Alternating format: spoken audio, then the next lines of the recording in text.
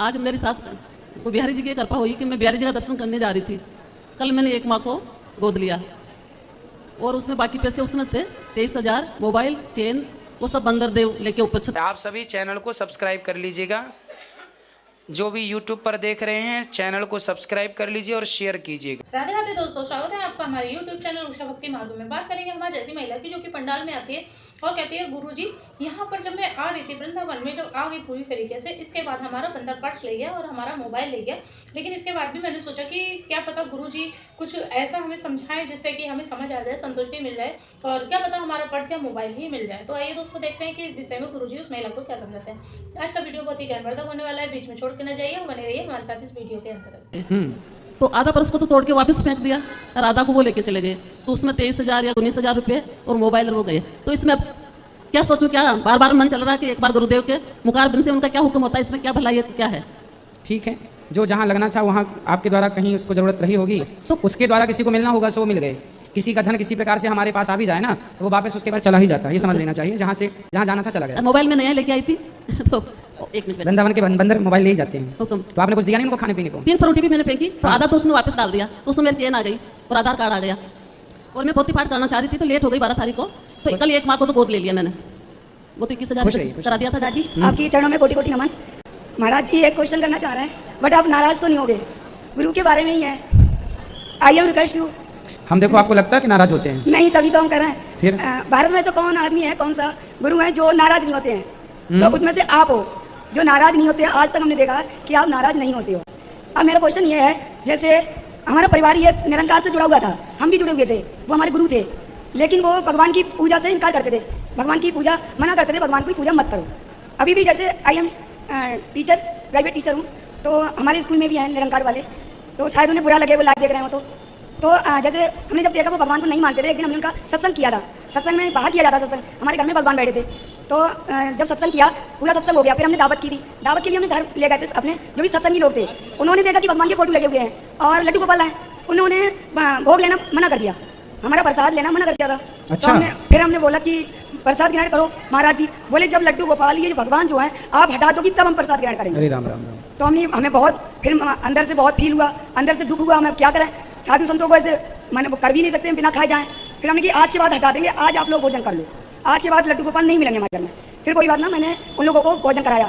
उसके बाद वो लोग चले गए। उसी दिन से मैंने प्रण ले लिया कि मैं अपने भगवान को नहीं छोड़ूंगी, लेकिन अब सत्संग नहीं करूंगी निरंकार जी का। हमारी फैमिली निरंकार से जुड़ी हुई थी आपसे पहले, लेकिन अब सब आपसे जुड़ गए धीरे। देखिए कितना बड़ा नास्तिकतावाद फैल रहा है कि भगवान को ही लोग कह रहे हैं घर से निकालो, और इनको भोग लगा के देखो लगाओगे तो खाएंगे नहीं। अब इनको मूर्ख नहीं कहेंगे तो क्या कहेंगे, नास्तिक नहीं कहेंगे तो क्या कहेंगे? ऐसे लोगों को घर में घुसने के बाद घर को गंगा जल से धोना चाहिए तब घर शुद्ध होता है। ऐसे मूर्खों के पास जहाँ पर जाए तो गंगा जल से धोलोगे तब शुद्धि होगी। अब आप भी गुरुजी हो, वो भी हमारे गुरुजी थे, लेकिन बुराई करना अच्छा नहीं लगता। नहीं, ऐसा कोई गुरु नहीं होता, ऐसा कोई गुरु हो ही नहीं सकता जो कहे कि भगवान को घर से बाहर कर दो। अरे गुरु तो वो होता है जो मन के मंदिर में ठाकुर जी को बिठा दे, भगवान को दिल में बिठा दे, मंदिर की तो छोड़ दीजिए, वो गुरु होता है। गुरुजी एक और रिक्वेस्ट है जी। जैसे हम चले जाएंगे बरेली, तो 2-4 दिन के हैं, तो प्लीज रोज हमें एक क्वेश्चन करने दिया जाए। हाँ बिल्कुल, आप करिए, स्वागत। आप 4 एक ही बार में कर लो ना, कल पता नहीं माइक में लेना वाला, आज ही कर लो 4 दूसरा बोल दो। थैंक यू गुरुजी, बोल दो। राधे राधे। राधे राधे। लाल बहादुर दुबे, गोरखनाथ, गोरखपुर से सर। जी आपके चरणों में सर कोट कोट प्रणाम। मेरी सर पत्नी साथ में आई हैं। मेरी सर समस्या थोड़ी सी ये है कि पत्नी हमारी पूजा पाठ बहुत ज़्यादा करती हैं, मैं भी सर करता हूँ, श्रद्धा बहुत है। और थोड़ा सर ये पूरा नहा वहा के पूजा पाठ करने में 11 बज जाता सर। इनको न्यूरो का सर इनको प्रॉब्लम है, तो हमारा सर रिक्वेस्ट रहता है कि आप टाइम से चाय पी लीजिए, कुछ नाश्ता करके तब पूजा करिए। सर इसमें सर क्या राय है सर आपकी? पूजा करके नाश्ता करिए, ये बोल रहे हैं? मतलब सर ये नाश्ता पूजा करने में 11-12 बज जाता है। नहीं, नाश्ता कर लें फिर पूजा करें, कोई दिक्कत नहीं है। हाँ वही सर, इनको ठाकुर जी को भोग लगा के खाते रहें आप। सर भोग लगाएं पहले फिर। जी सर। खुश। महाराज जी हम रायबरेली से आए हैं। हमारा प्रश्न है, आत्मा शरीर के अंदर एक किसी स्थान पर रहती है या पूरे शरीर में व्याप्त है? दूसरा प्रश्न है, आत्मा और परमात्मा का भेद स्पष्ट करें। आत्मा शरीर के सर्वांग में रहती है, अर्थात पूरे शरीर में। आत्मा शरीर में पूरे में। आत्मा और परमात्मा में भेद बताऊं? ईश्वर अंश जीव अविनाशी, आत्मा ईश्वर का अंश है।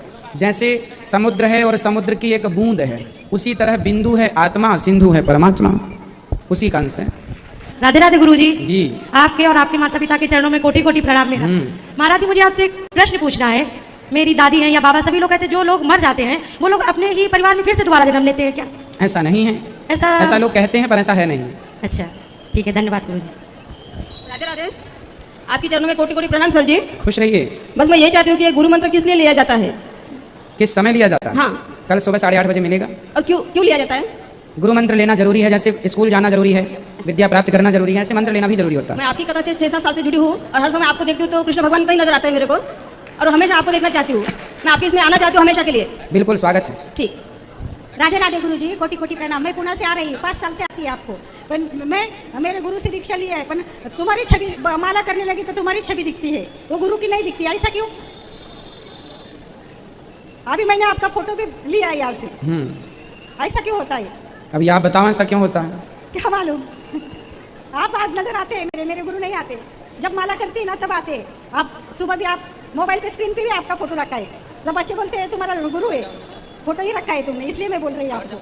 ठीक है, खुश रहिए, जाप करिए, भगवान का चिंतन करिए बस। महाराज जी राधे राधे। हाँ जी। महाराज जी गणेश जी की उत्पत्ति कैसे हुई? गणेश जी की उत्पत्ति भगवान श्री कृष्ण ब्रह्म वैवर्त पुराण के अनुसार भगवान श्री कृष्ण ही गणेश जी के रूप में प्रकट हुए माता पार्वती जी के यहाँ। ठीक है महाराज जी, राधे राधे। श्री राधे राधे गुरु जी। गुरु जी, हमारा एक लड़का है, वो बात तो मानता है मगर अपने मन की करता है। कहने में मान लेता है और फिर बाद में जो है अपने मन की करता है। तो मन की करता है तो कुछ गलत तो नहीं करता? गलत नहीं करेगी, फिर भी माँ बाप की बात मानना चाहिए। माँ बाप की बात मानना चाहिए, पर कितना बड़ा बेटा? आ जाओ इधर। सुनता है सबकी, लेकिन मर्यादा भूल जाता है। थोड़ी देर के लिए सुन लेता है, उसके बाद उसको भूल जाता है। तो ऐसा क्या करता है जो आपको अच्छा नहीं लगता? अब जैसे हम मना करते हैं बेटा यहाँ ये काम नहीं जाओ, तो वहाँ रुक जाएंगे, आ जाएंगे, फिर समय का ध्यान नहीं रखते। बात कराओ। जो भी कहना। जी गुरु जी राधे राधे। कैसे हैं भैया, क्या नाम है आपका? ऋषभ यादव। तो माँ कह रही है कि आप मन की करते हैं। एक्चुअली होता है ना कि एक जनरेशन गैप होता है, वो चीज़ जैसे मम्मी मना करती हैं वो मुझे लगता है कि ये चीज़ अच्छी है तो वो करने की कोशिश करता हूँ, लेकिन मम्मी कहती है कि ये नहीं करना है। जैसे कि मैं थोड़ा सा मोबाइल में, आजकल स्टडीज़ ऑनलाइन हो चुकी हैं, मेरी क्लासेस कभी कभी 8 to 9 आवर्स जो होता है वो डिले हो जाती हैं, तो वो लेने के लिए मम्मी कहती है कभी कभार क्लासेस को छोड़ दिया करो या फिर वो कर लिया करो। तो मैं कहता हूँ क्लासेस छोड़ ही नहीं सकता, वरना मेरी प्रिपरेशन पे थोड़ा सा वो आ जाएगा। तो माँ कहती है क्लास छोड़ दो। हाँ, वो कहती है कि थोड़ा सा आंखों पे तुम्हें जोर पड़ेगा तो आंखें खराब हो सकती हैं। तो मैं कहता हूँ कि अगर वो तो ये है कि भी थोड़ा बहुत अगर अभी कर लेंगे स्ट्रगल तो आगे। ये पहला केस ऐसा है कि माँ कह रही है कि बेटा पढ़ो मत।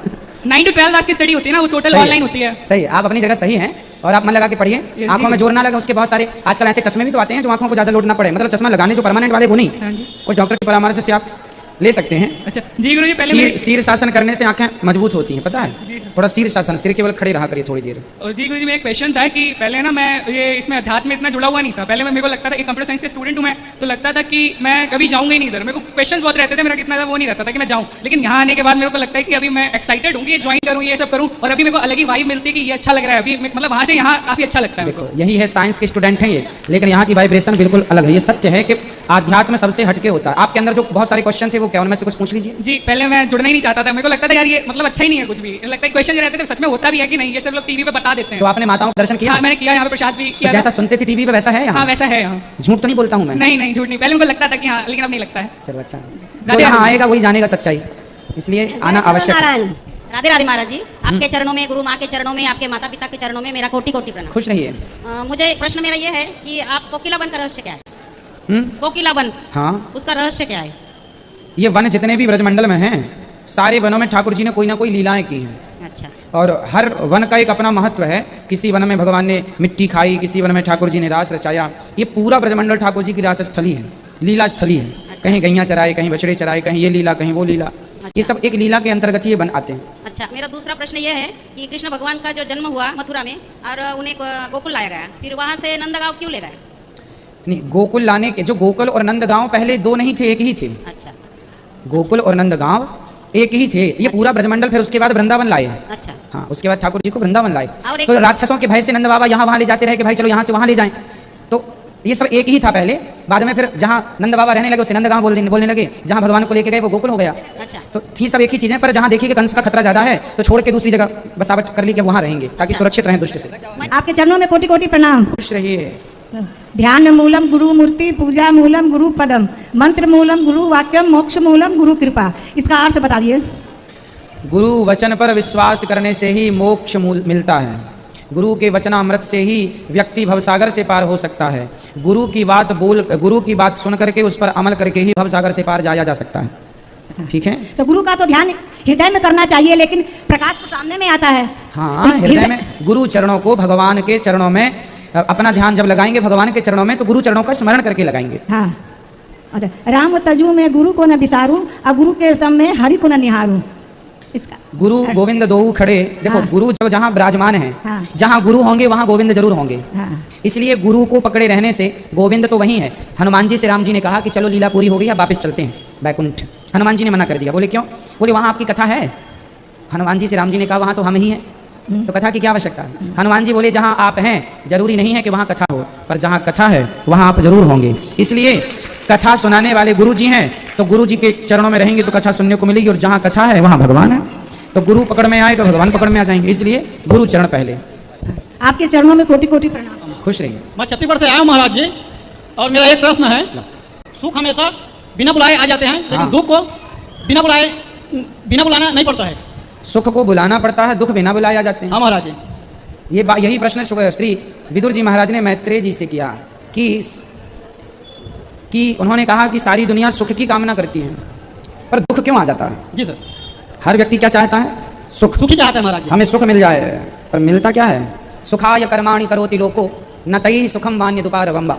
यही प्रश्न बिल्कुल विदुर जी ने किया था मैत्रेय जी से। जी महाराज जी। देखो बात ऐसी है कि संसार का नाम है दुखालय, यहाँ जो आएगा उसे दुख मिलेगा। सुख की कामना यदि है, जिसे सुखी होना है, आज मैं एक मूल मंत्र दूंगा आपको सुखी होने का। जो व्यक्ति सुखी होना चाहता है वो सुख की कामना छोड़ दे, अपने आप सुखी हो जाएगा। सुख की कामना ही दुख देती है, सुख की इच्छा ही रुलाती है। जी महाराज जी। जैसे आपके पास, जैसे आपको लगा काश मेरे पास भी 1 लाख रुपए होते, है नहीं होते, अब 1 लाख होते इसकी इच्छा होती, आप दुखी हो गए। यदि आपके अंदर इच्छा है ही नहीं 1 लाख की, तो आप सुखी हो गए, कोई चाहत ही नहीं, सुखी हैं आप। तो आपके सुख की इच्छाएं आपको दुखी करती हैं, इसलिए इच्छाएं मत कीजिए। इसलिए कहते हैं भक्ति निष्काम हो, कोई कामना ना। राधे राधे गुरु जी। मैं राजस्थान हनुमानगढ़ डिस्ट्रिक्ट से आया हूँ। ये मेरी पत्नी है, मेरा लड़का है। दूसरी बार आया, पहले 21 मार्च में आया था, नाम दाम लेके गए। सवाल तो मुझे कुछ नहीं करना, बस थोड़ा सा कंफ्यूज है वो मेरे को। मतलब मेरा रेडीमेड का काम है, तो लॉकडाउन में मैंने शोरूम किया था, उसमें थोड़ा नुकसान हो गया, तो पैसे लगाए, उसके बाद फिर पैसे लगाए, फिर लॉकडाउन हो गया। तो मैं कभी पहले नाम दाम नहीं लिया, बत्ती बात नहीं था, नहीं मुझे वो जाता है। तो उसके बाद में एक दिन यूट्यूब पर मोबाइल पर मैंने देखा कि आपकी वो तारीफ मैंने करा पड़ी, उसके बाद में ये भक्ति लगी। वो कंफ्यूज है कि वो डर के भय से मतलब वो भक्ति आई या इस हिसाब से, वो बताओ।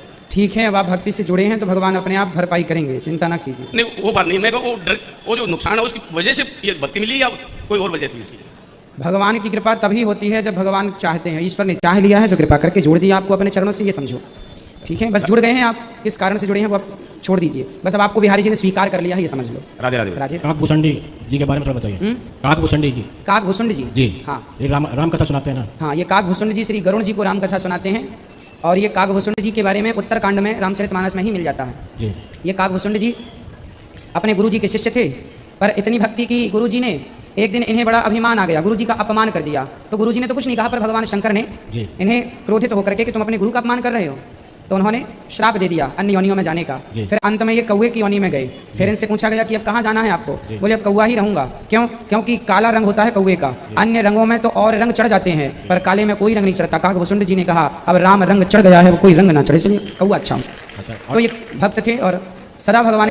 आज का वीडियो आपने पूरा देखा और सुना। जैसे कि उस महिला ने कहा कि गुरुजी हमारा जो है वृंदावन में आके हमारा पर्स बंदर ले गए, उसमें जो मोबाइल था और भी कुछ चीज़ें थी जो कि अब हमें नहीं मिली, और हमने उन्हें फ्रूटी भी पिलाई, और इसके बाद शायद बंदरों ने उनका पर्स फेंका, उसमें शायद मोबाइल मिल गया, उनका आधार कार्ड वगैरह मिल गया। लेकिन इस पर गुरुजी ने यही बोला कि आपके जो पैसे थे जिस तरीके से आए थे और जिसको मिलने थे इस बहाने से, तो वो उसको मिल गए, वो तो आपको नहीं मिल सकते। और क्या पता उसमें कुछ और भी अच्छी बात छिपी हो, जो कि भगवान तुम्हें कुछ ज़्यादा ही धन देना चाहते हो। तो दोस्तों, जो चीज़ जिस बहाने जहाँ पर जानी है वो चली जाती है, उसका अफसोस नहीं करना चाहिए, और बाकी अपने भगवान पे भरोसा रख के आगे बढ़ते रहना चाहिए। दोस्तों, आज की वीडियो से आपको जो भी ज्ञान प्राप्त हुआ हो, आप हमें कमेंट बॉक्स में कमेंट करके बता सकते हैं। और हाँ, अगर अभी तक आपने हमारे चैनल को सब्सक्राइब नहीं किया है तो आप हमारे चैनल को सब्सक्राइब कर लें, हमारी वीडियो को ज़्यादा से ज़्यादा लाइक व शेयर करें, कमेंट बॉक्स में राधे राधे लिखना ना भूलें। मिलेंगे किसी ऐसी ही अन्य वीडियो के साथ, तब तक के लिए राधे राधे।